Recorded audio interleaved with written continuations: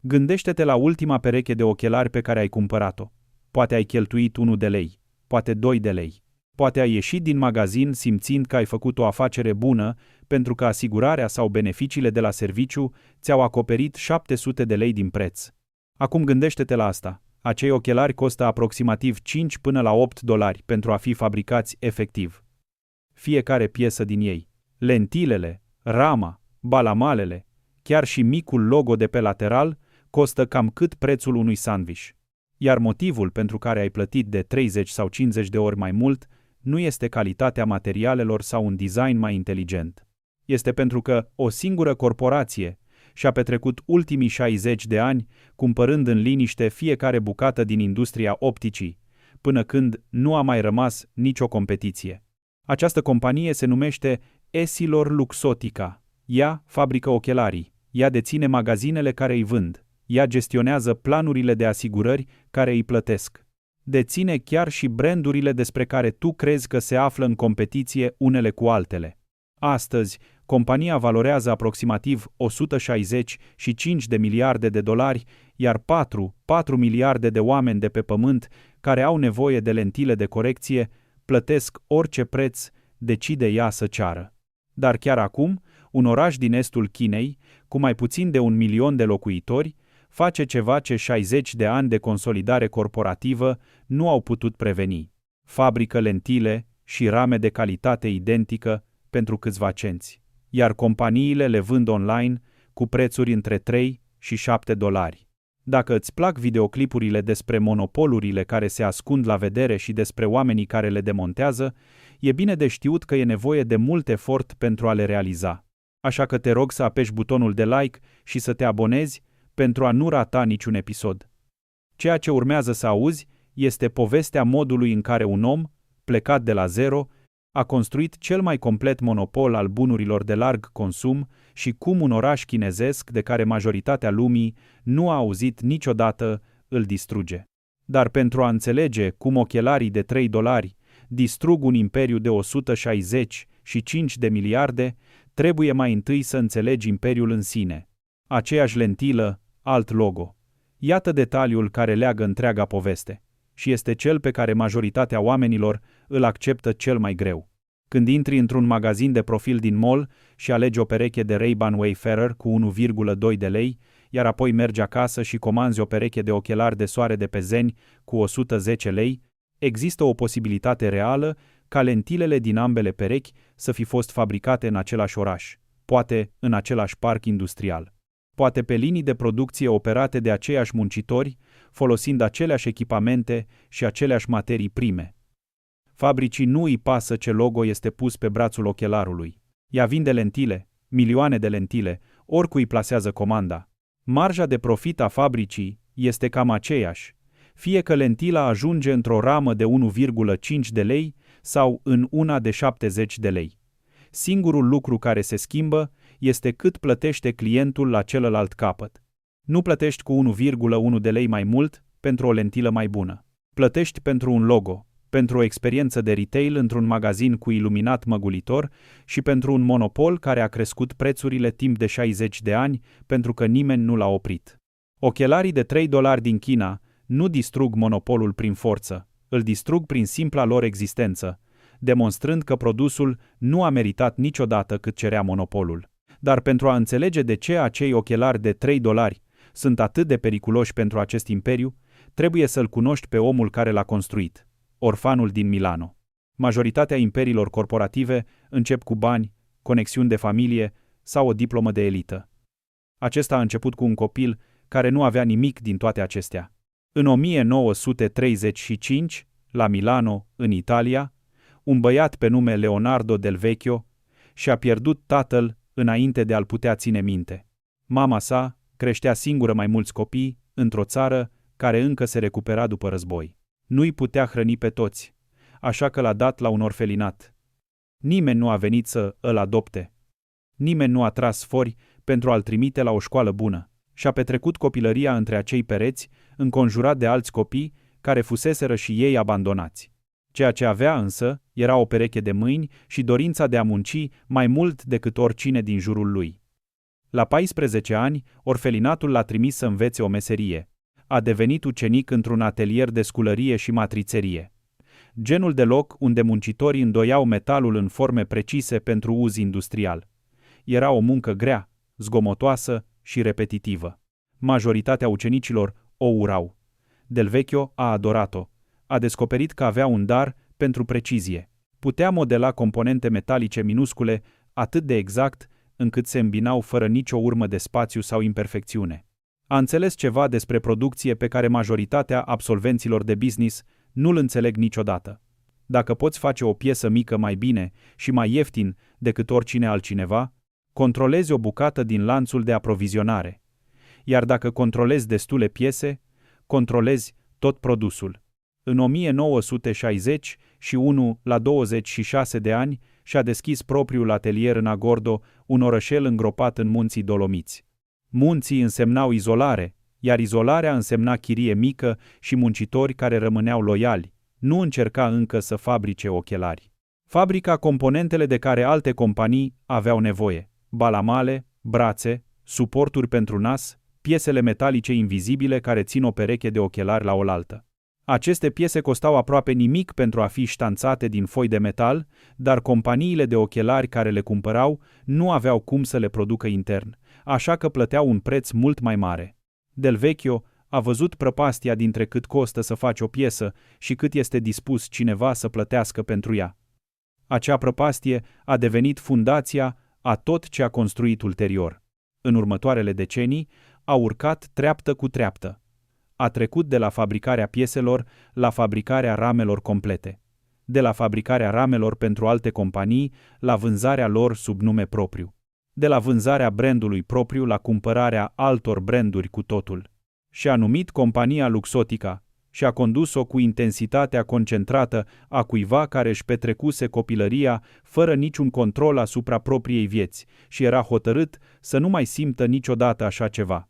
Dar mașinăria nu a prins viață cu adevărat până când nu a realizat ceva ce nimeni altcineva din industria opticii nu înțelesese. Fabricarea produsului era doar începutul. Adevărata avere stătea în deținerea a tot ce era în jurul lui. Înghițirea competiției cu totul. Expansiunea care a urmat a fost atât de graduală și de tăcută, încât nici măcar oamenii din industrie nu și-au dat seama ce se întâmplă până când procesul a fost finalizat. Del Vecchio nu a ținut niciodată conferințe de presă. Nu s-a lăudat niciodată cu ambițiile sale. Doar a cumpărat lucruri, unul după altul, pe parcursul a 10 de ani. În 1990 a listat Luxottica pe bursa din New York. America era cea mai mare piață de ochelari din lume, iar piețele de capital americane erau cea mai mare sursă de bani de pe planetă.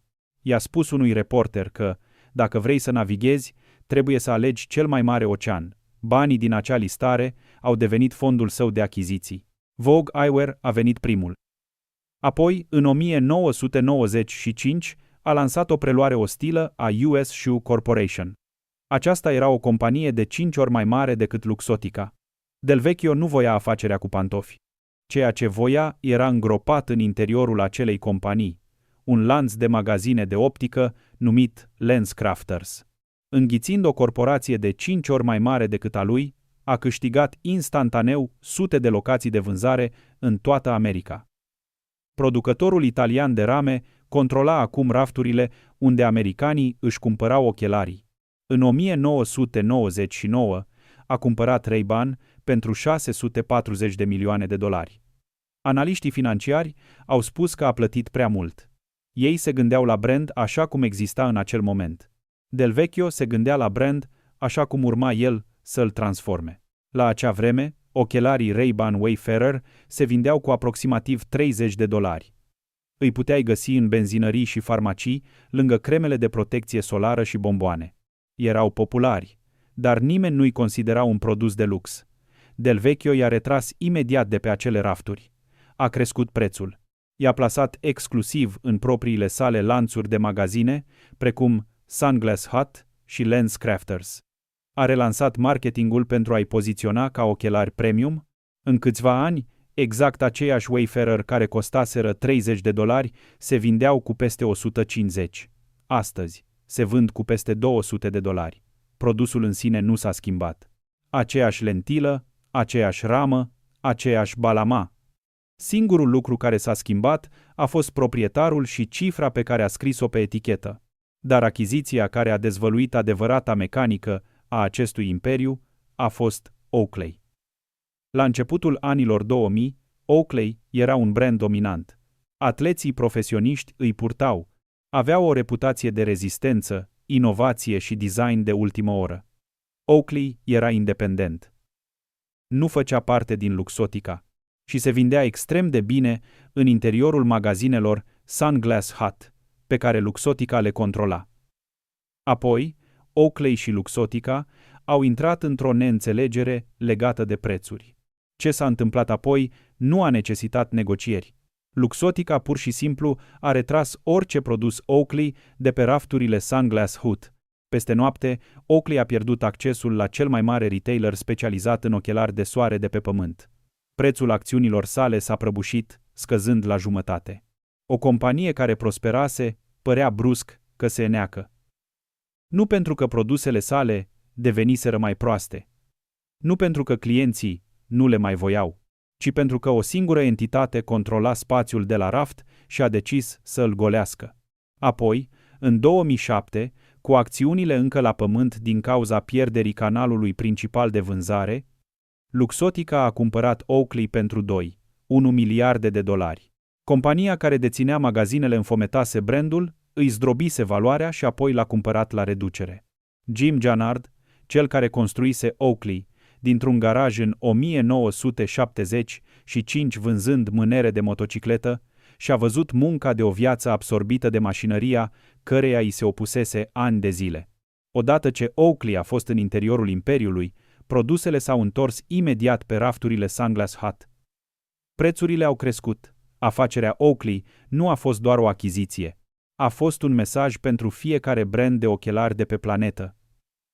Provocați-ne la prețuri și vă vom șterge din magazinele noastre, vă vom privi acțiunile prăbușindu-se și vă vom cumpăra pe o fracțiune din cât meritați.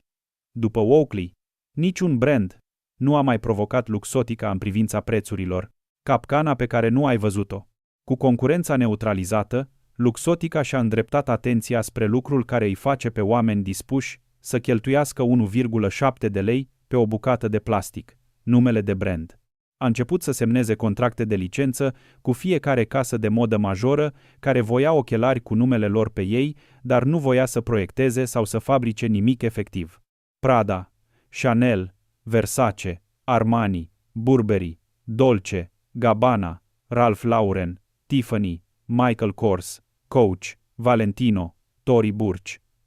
Lista a crescut în fiecare an. Aranjamentul era mereu același. Casa de modă își împrumuta numele și încasa un cec pentru drepturi de autor. Luxottica proiecta ramele, le fabrica în propriile fabrici, le distribuia prin propria rețea logistică și le plasa în propriile magazine de retail. Clientul intra într-un magazin Sunglass Hut și vedea o pereche de ochelari Prada cu $1,6. 2 rafturi mai jos stătea o pereche fără nume de designer la $400. Ambele rame ieșeau de pe aceeași linie de producție. Aceleași materiale, același proces de fabricație, aceeași calitate.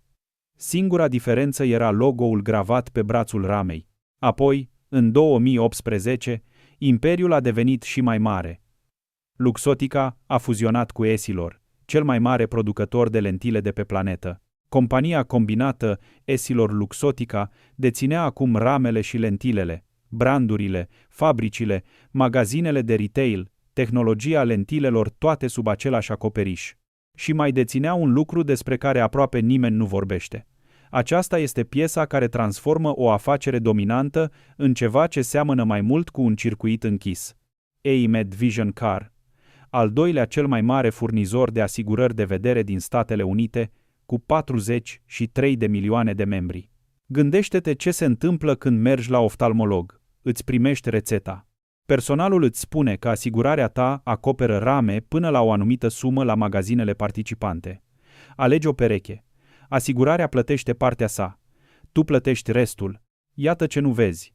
Compania de asigurări care plătește cererea este iMed. Retailerul de unde ai cumpărat ochelarii este LensCrafters sau Sunglass Hut. Compania care a fabricat ochelarii este EssilorLuxottica. Toate trei sunt aceeași entitate. Beneficiul de asigurare este scris de aceeași companie care fabrică produsul și deține magazinul. Te direcționează către propriile locații de retail pentru a-i cumpăra propriile produse la prețuri stabilite tot de ea. În niciun moment al acestei tranzacții, consumatorul nu interacționează cu o piață competitivă. Fiecare pas este proiectat și controlat de o singură organizație. Imaginează-ți asta în orice altă industrie și ar fi pe prima pagină a ziarelor. Dacă Ford ar deține fiecare reprezentanță auto, ar construi fiecare mașină de pe drum, ar gestiona a doua cea mai mare companie de asigurări auto și ar stabili prețurile fără niciun producător concurent nicăieri în parcare, oamenii ar cere investigații. În optică, a devenit pur și simplu normalitate în liniște. Până când Leonardo Del Vecchio a trecut în neființă din cauza unei pneumonii, în iunie 2022, la 87 de ani, copilul de la orfelinatul din Milano devenise a doua cea mai bogată persoană din Italia. Mașinăria pe care a construit-o a continuat să funcționeze fără el, dar tot ce am descris ar fi permanent și de neatins dacă nu ar exista un loc în estul Chinei de care aproape nimeni din afara industriei nu a auzit vreodată. Capitala mondială a ochelarilor. Danyang se află în provincia Jiangsu, la aproximativ 2 ore vest de Shanghai dacă iei trenul de mare viteză. Populația sa este sub 1 milion de locuitori. Este genul de oraș care nu apare în ghidurile turistice sau pe itinerariile de afaceri. Se află de-a lungul deltei râului Yangtze, înconjurat de ferme și fabrici mici. Nimic din el nu semnalează că este centrul a ceva anume, dar Danyang poartă o poreclă care sună ca un slogan turistic până când vezi datele Capitala mondială a ochelarilor. Orașul produce mai mult de 400 de milioane de lentile de ochelari pe an. Acest număr reprezintă 50% din fiecare lentilă fabricată pe pământ. Una din fiecare 2 lentile corectoare de pe planetă, indiferent de brand sau țara de vânzare, provine din acest singur oraș cu mai puțin de 1 milion de locuitori. În plus, Danyang produce peste 100 de milioane de rame anual, reprezentând o treime din producția totală de rame a Chinei. Peste 1,6 de companii de optică operează în limitele sale. Ele angajează peste 50 de muncitori și generează venituri anuale de aproximativ 2,8 miliarde de dolari. Povestea de origine a acestei industrii urmează un model care se repetă în istoria producției chineze. În anii 60, un grup de tineri care se formaseră în fabricile de lentile din Shanghai și Suzhou au fost mutați în zone rurale în timpul unei perioade de tulburări politice. Au ajuns în Danyang cu nimic altceva decât cunoștințele tehnice pe care le acumulaseră în oraș. Au înființat mici ateliere. Cei care înțelegeau cum să șlefuiască și să lustruiască sticla și-au învățat vecinii. Vecinii și-au învățat rudele. Până în anii 80, o industrie locală de lentile prinsese rădăcini. Atelierele erau modeste. Echipamentul era primitiv. Calitatea varia mult, dar volumul producției continua să crească, iar costurile erau o mică fracțiune din ceea ce cereau producătorii europeni și japonezi. Anii 90 și 2000 au adus o transformare. Guvernul local a investit resurse în parcuri industriale, a atras investiții străine și a presat producătorii să își ridice standardele de calitate. Companiile care se mulțumiseră să producă lentile ieftine au început să investească serios în cercetare și dezvoltare. Au format parteneriate cu universități din Shanghai și Nanjing. Au importat echipamente de șlefuire de precizie și mașini de acoperire care se potriveau cu ceea ce foloseau fabricile din Germania și Japonia. Un punct de cotitură a venit în 2014. O companie din Danyang, numită Dingshen Machinery, a construit prima mașină de acoperire produsă intern în China pentru lentile de ochelari. Aceasta a spart monopolul străin asupra echipamentului folosit pentru a aplica straturile antireflex și rezistente la zgârieturi pe care le necesită lentilele moderne. Astăzi, fabricile din Danyang nu produc doar lentile de buget. Ele fabrică produse cu straturi optice multistrat, filtrare aluminii albastre, protecție UV și șlefuire de precizie. Acestea sunt exact caracteristicile pe care brandurile premium le listează în materialele lor de marketing pentru a justifica prețurile ridicate. Testele independente de laborator au confirmat că lentilele din Danyang se potrivesc sau depășesc performanța optică a lentilelor vândute sub nume de brand la prețuri de 10 până la 20 de ori mai mari. Diferența de calitate care separa odinioară lentilele chinezești de cele germane sau japoneze s-a micșorat până în punctul în care majoritatea consumatorilor și chiar mulți opticieni nu le pot distinge fără a verifica ambalajul. Unele dintre fabricile care produc lentile pentru brandurile domestice chinezești fabrică, de asemenea, lentile care ajung în rame cu nume de brand europene și americane, vândute în lanțurile optice occidentale. Cutie diferită, logo diferit, aceeași lentilă. Aceasta a fost tocmai deschiderea de care o nouă generație de companii de ochelari online a avut nevoie pentru a începe să demonteze monopolul din interior. Crăpătura din zid. Zenni Optical a recunoscut oportunitatea înaintea aproape oricui altcuiva. Fondată în 2003, compania a fost construită pe un concept atât de simplu încât sună evident acum. Cumpără lentilele și ramele direct de la producătorii chinezi. Listează-le pe un site web. Vinde ochelari cu prescripție cumpărătorilor la un preț care nu seamănă deloc cu ceea ce ar plăti în interiorul magazinelor clasice. Modelul a eliminat fiecare strat de cost pe care Luxottica îl construise în 10 de ani în lanțul de aprovizionare, fără magazine fizice care să necesite chirie și personal, fără taxe de licență către casele de modă, fără adaosul Luxottica inserat între fabrica de producție și cutia poștală a clientului. O pereche completă de ochelari cu prescripție pe Zenni începe de la 6, 90 și $5. Aceasta include lentilele, stratul antireflex și rama. Cele mai scumpe rame de pe întregul sit rareori trec de $50. Zenni a vândut peste 50 de milioane de perechi de ochelari. Acest număr descrie un competitor major care există pentru că producția chineză poate produce calitate identică la o fracțiune din cost și o poate expedia direct persoanei care o va purta. Warby Parker a abordat aceeași problemă dintr-un unghi diferit. Unul dintre cofondatori și-a pierdut ochelarii în timpul unei călătorii. S-a dus să-i înlocuiască. Opticianul i-a cerut $700. A stat acolo uitându-se la preț și s-a gândit la smartphone-ul din buzunarul său. Acel telefon conținea un microprocesor, o cameră, navigație GPS, un ecran tactil de înaltă rezoluție și radio celular. Costase mai puțin decât cele 2 bucăți de plastic curbat și sticlă care stăteau pe teșghea în fața lui. A lansat Warby Parker în 2010, oferind ochelari cu prescripție online pentru $95.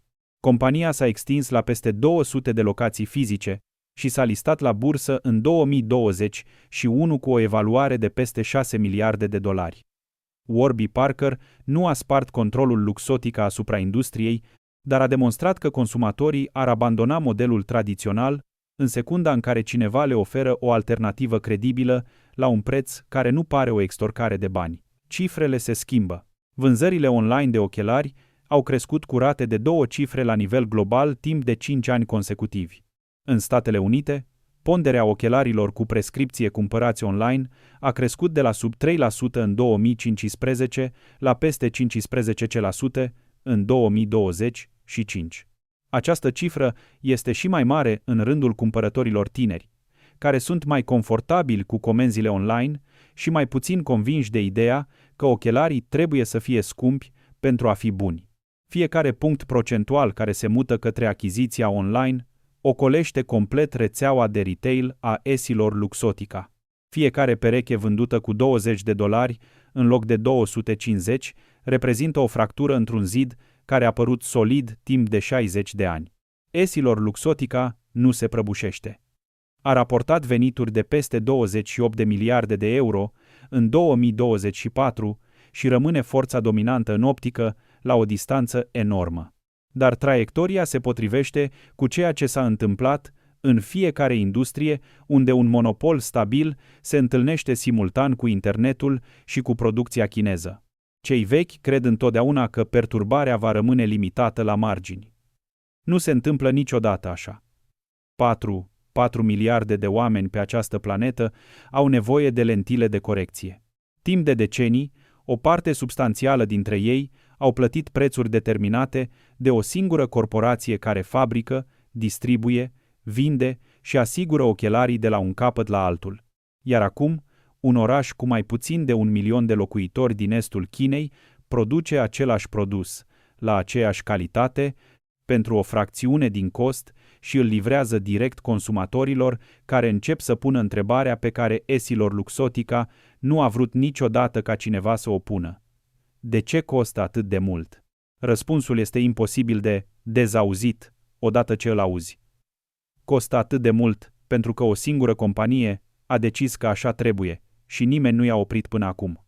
Dacă acest videoclip ți-a schimbat modul în care te gândești la ceva ce stă pe fața ta chiar acum, apasă like și abonează-te pentru mai multe. Activează notificările pentru a nu rata niciun videoclip. Mai sunt videoclipuri corelate pe ecran chiar acum, dacă vrei să continui vizionarea. Iată deci o întrebare pentru tine. O pereche de ochelari costă $5 să fie făcută și se vinde cu $250. O singură companie deține brandurile, magazinele și asigurarea ta. Știai asta? Și acum că știi, îți schimbă asta decizia de cumpărare? Spune-mi în comentarii.